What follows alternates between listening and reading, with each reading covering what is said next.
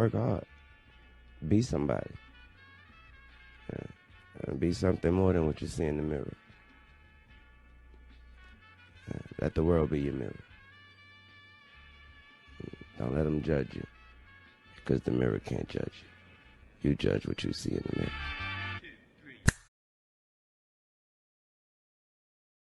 What's up, YouTube? It's Tyron Knight. You're tuning into Ty's Life. I'm about to be reacting to a video called How Good Was Wizards Michael Jordan. This video is by a channel called Nonstop Sports. Yeah, I haven't watched their videos before, so this should be interesting. Yeah, Michael Jordan was still nice when he was on the Wizards. So yeah, he was putting up 40-point games and stuff like that. He was still averaging like 20-something points a game, if I'm not mistaken. It was like 22 points, I think, the last time I checked. When I checked Michael Jordan's stats in those years, it said I think it was like around 20 to 22 points when he was on Wizards. So yeah, about to get into this video. Like, comment, subscribe. I'm trying to get to 1,000 subscribers as soon as possible. So hit that subscribe button. Hit the button beside the subscribe button, the notification bell, so you can be notified when I post. Yeah, I'm trying to get lit this summer, and I'm trying to take over this summer. I'm trying to be more consistent. So hit that subscribe button. If you don't, you're missing out, I'm telling you. But yeah, for real. So let's get into the video.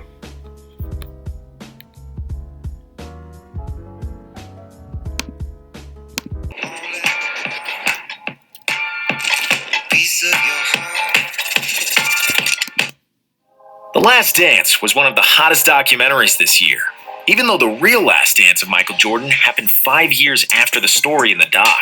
In 2001, Jordan unretired for the second time and suited up in a blue Wizards jersey. Some people say that his 2 Wizards years tarnished his legacy, and some praised MJ even more. So what's the real truth? And how good was Jordan in Washington? Was he really washed? Or did he prove once more that he's the GOAT? Watch the rest of the video to find out. He was nice. Come on now. After The Last Dance. In 1998, MJ and Phil Jackson went to the karaoke bar, and Jordan chose The Careless Whisper by George Michael and sang, "I'm never gonna dance again, the way I danced with you," looking gently in Phil's direction. Okay, I totally made that up, but Jordan indeed said that he wouldn't be playing unless it's for Phil Jackson. Since the Bulls GM Jerry Krause didn't want to re-sign Phil, and Scottie Pippen wanted to get his first massive paycheck, the Bulls fell apart, and MJ fulfilled his promise and retired for the second time. And then in January of 2000, Michael came back to the NBA, but he didn't wear a jersey. Instead, he slipped into a suit and tie as a minority owner and president of basketball operations for the Washington Wizards. The team was bad and finished that year with a 29-53 record. And they got even worse next year with 10 wins less. But there was hope on the horizon. They got the #1 pick. MJ had the chance to get a blue chip prospect, and he famously opted for Kwame Brown, the #1 high school. I don't know. That was a bad pickup, to be honest. With guys like that coming out of high school, you never know. It's a gamble. It's always a gamble. And even Jordan was talking about that in another video, where if you watch my last video, not my last video, the video after that, like my last Jordan video I reacted to, he was talking to Oprah, saying how young players don't work for the money that they're getting.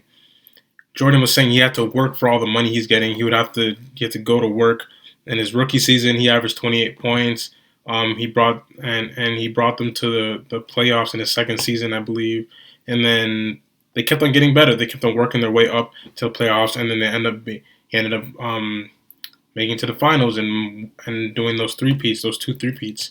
So that's around the time when he was getting the big bucks, when he was like really on the horizon of putting in that work. But guys that come into the league right away are just getting money right away. So basically, he was betting.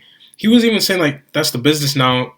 He doesn't agree with it, but he's part of that. He's part of that for sure. Because when he got Kwame Brown, he based it off of potential.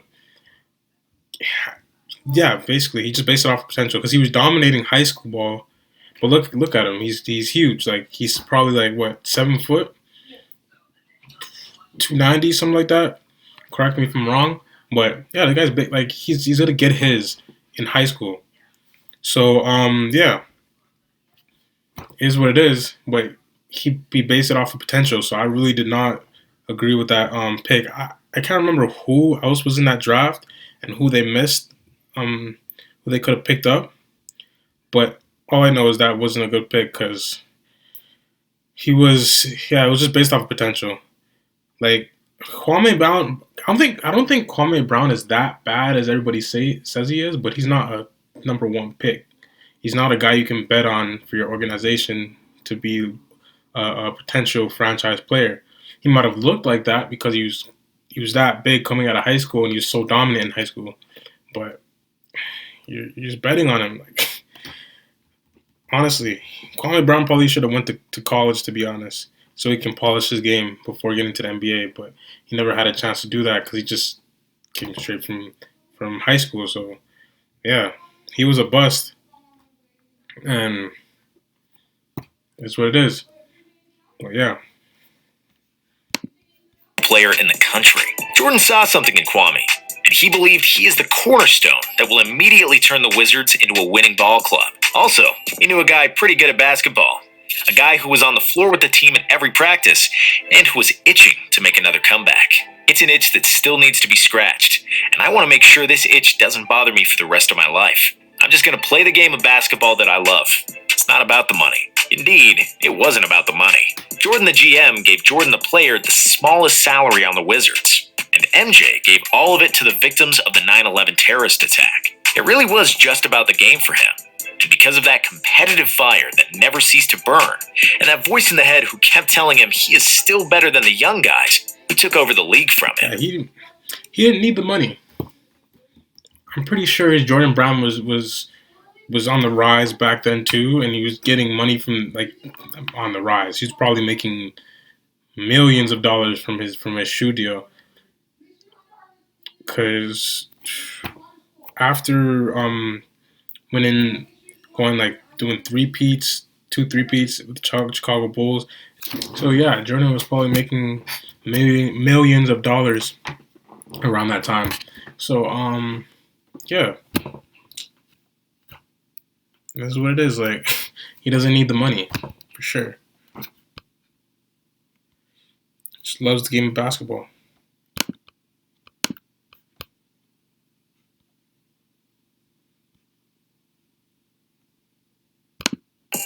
How good were the Wizards?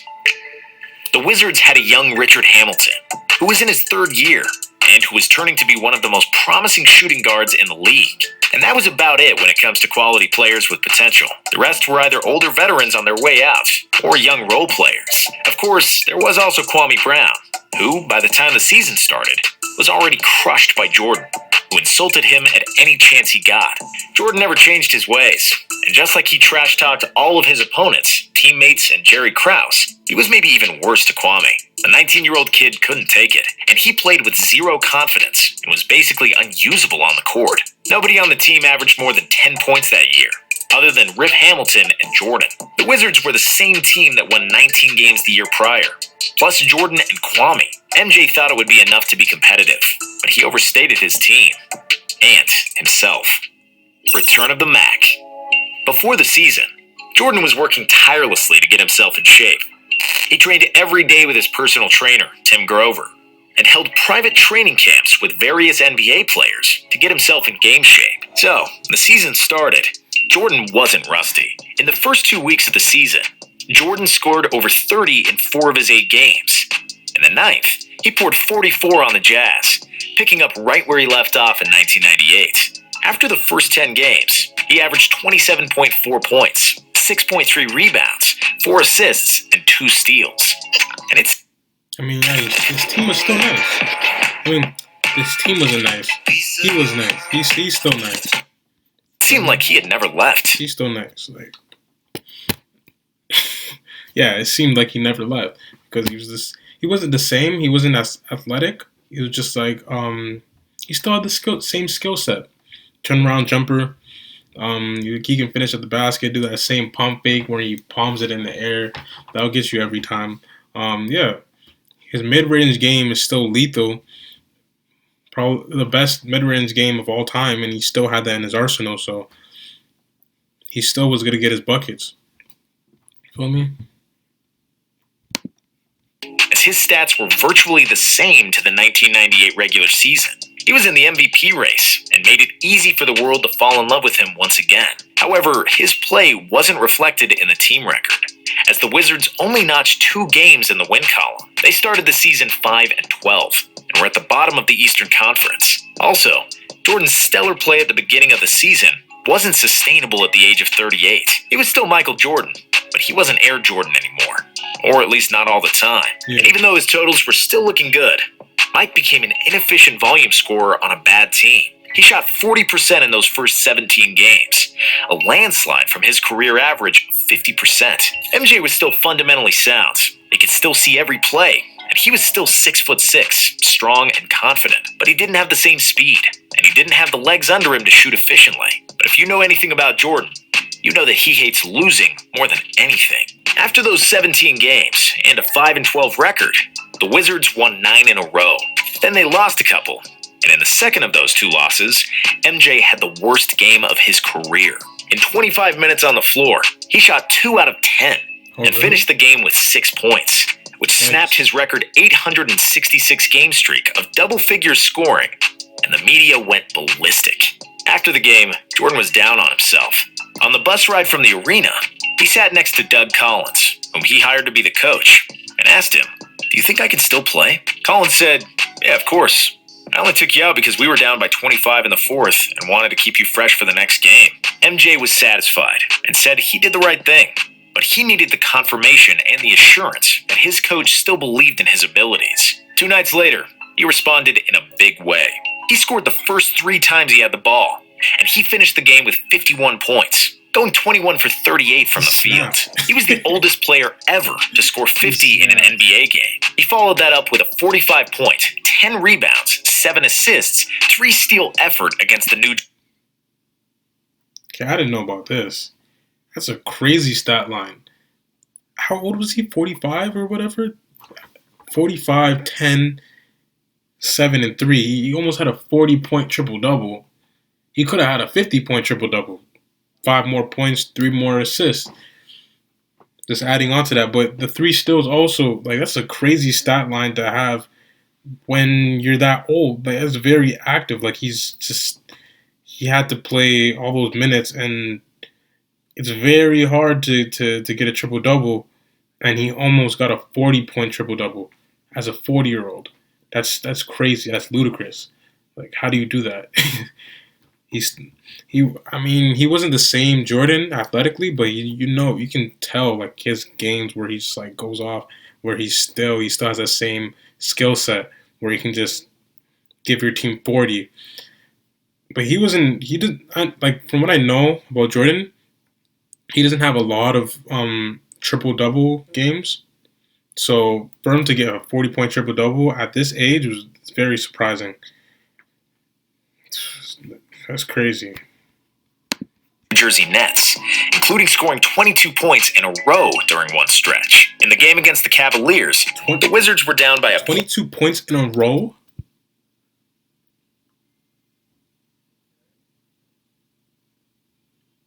What was this guy on? Yeah, he doesn't have the legs that he had back in the day, but he's still giving fans 22 points in a row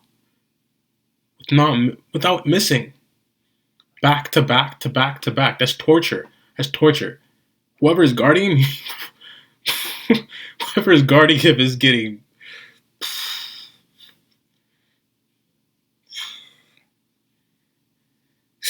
Whoever is guarding him is getting the works. 22 points back to back to back to back to back. Like, come on, like, that's crazy. At 40 years old, whoever was guarding him, they had a bad night, and after they left, they cried in the car probably. Because this is a 40-year-old Jordan. He's old, and he's giving you 22 points straight. Like, I guess you can say, okay, he's the greatest player of all time, but at that point, he's not in his prime. He's nowhere close to his prime, and he's still doing nonsense. Like, 22 points straight. Like, could you even like think about that? So like you guarding a guy and he gives you 22 points straight, back to back to back buckets. It's torture.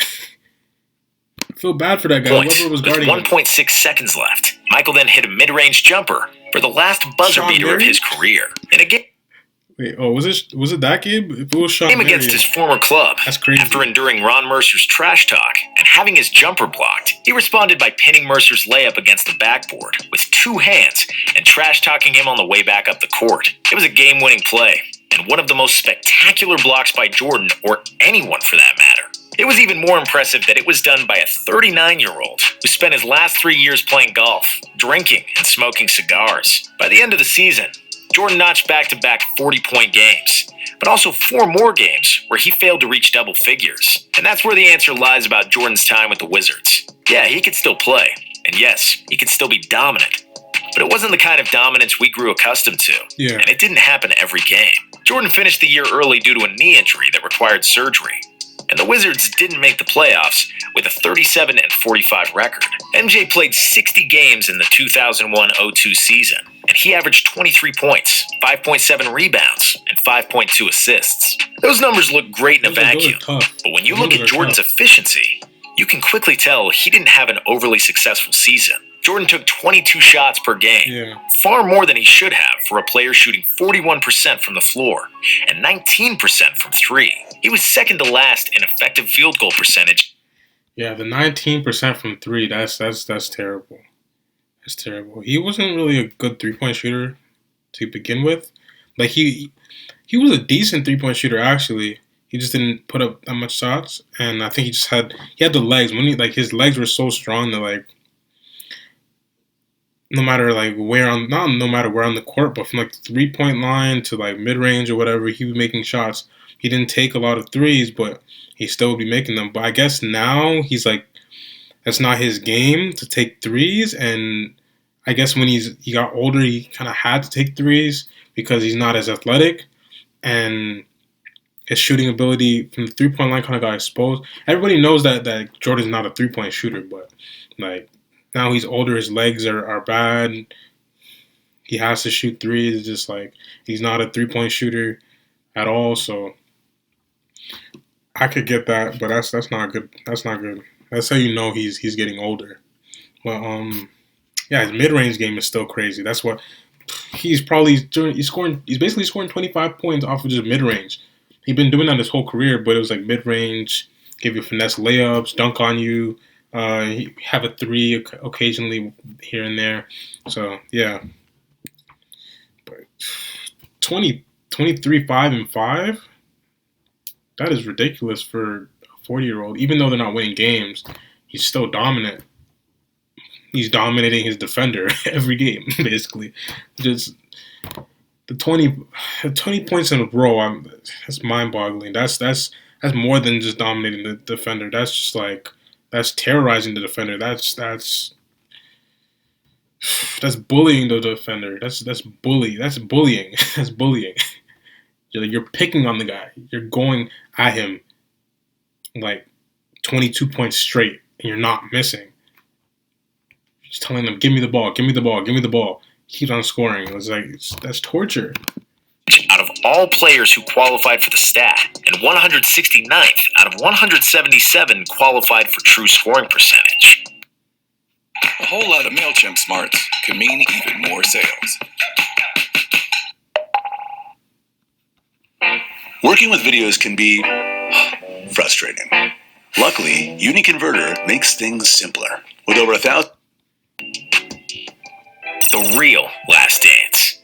In the offseason, Jordan the GM wanted to help Jordan the player.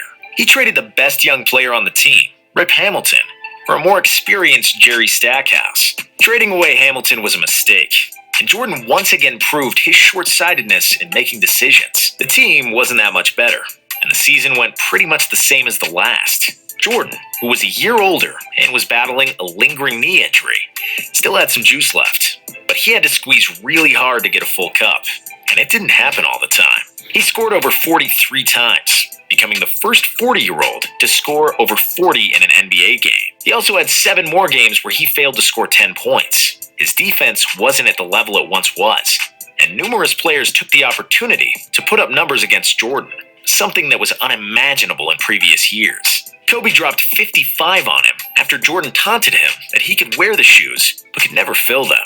Michael was more rational with his shots in the second year and shot 44% from the floor, and it was enough for 20 points, 6 rebounds, and 3.8 assists for the season.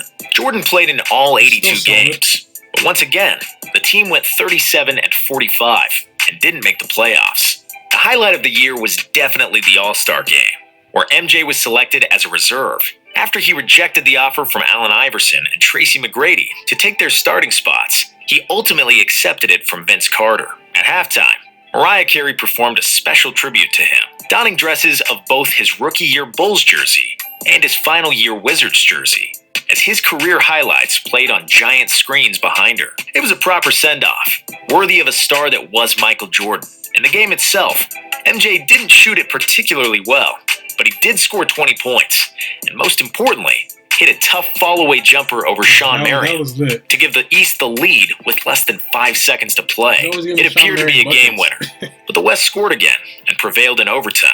Still, Jordan proved that he still belongs with the best players in the world, at least for one game, even though it was clear he wasn't the best anymore.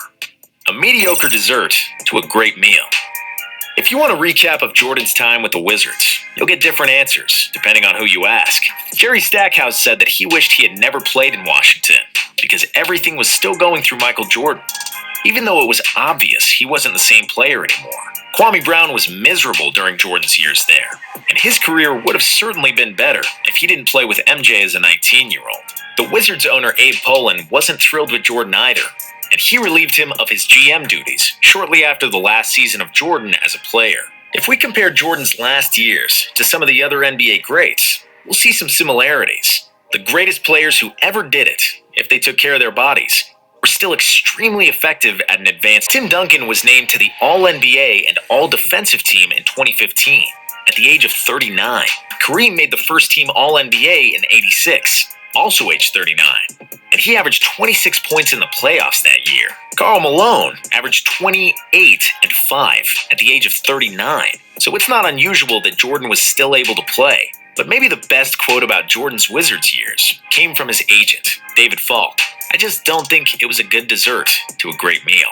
In the words of De La Soul, Mike was certified hot, and then he dropped to lukewarm. However, that last 2 years didn't affect his legacy, and the unathletic Jordan, who had to pump fake 3 times to get a separation for a shot, was soon forgotten. People like to remember the good things, and the lasting image of Jordan will always be that shot over Russell and celebrating his 6th title with a cigar in his mouth. Exactly. So yeah, that's it for the video, man. This was a great video. Very interesting. I'll probably watch more of what's the channel name called? Nonstop Sports. I'll probably watch more of their videos. Because this video was really good. It was very interesting.